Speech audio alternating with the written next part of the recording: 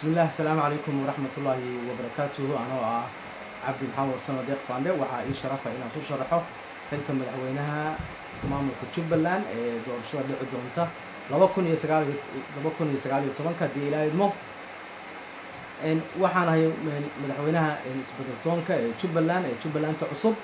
Jubbaland cusub insha Allah waxa ka qaban doontaa waa amniga weeye, waxa ka qaban doontaa horumarka, caafimaadka, waxbarashada, waxay la dagaalami doontaa musuqmaasuqa iyo cadaalad la'aanta ka jirta Jubbaland hadda.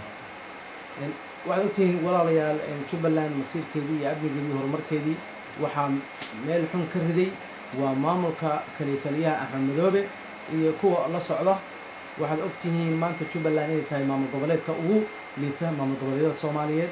waxaad ogtihiin maanta Jubbaland inay dhaafi weydo magaalada Kismaayo laftigeedana dadkii iyo xildhibaanadii iyo shacabka Jubbaland inay ka ammaan geli waayeen maamulka. waxaa ogtihiin in halkaasi in dhibaatooyin lagu hayo shacabka dhammaantood. waxaan aad iyo aad u cambaaraynayaa xariga loo geystay xildhibaan ka mid ah xildhibaanada Jubbaland waa xildhibaan Axmed Taajir. waa aad baan u cambaaraynayaa.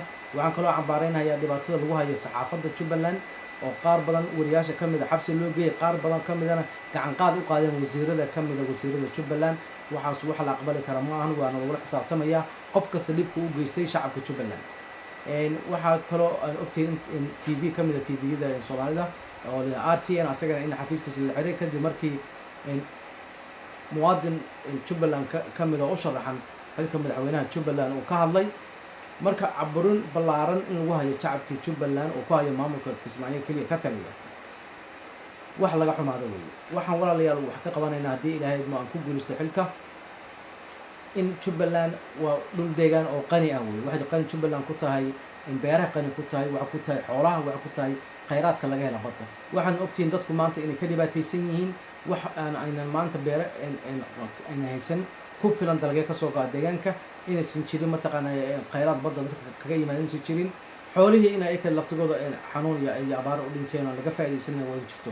marka waxaan ka qaban doonaa in xoolahaas loo helo dhoofid loo helo insha allahu iyo qudaarta ka soo goda deegaanada Jubbaland in Soomaaliya inteeda kalena baahida looga tiro aan dibaddana u dhoofino aan ilaa Yurub aan geeyno haddii Ilaahay idmo iyo Ameerikaba.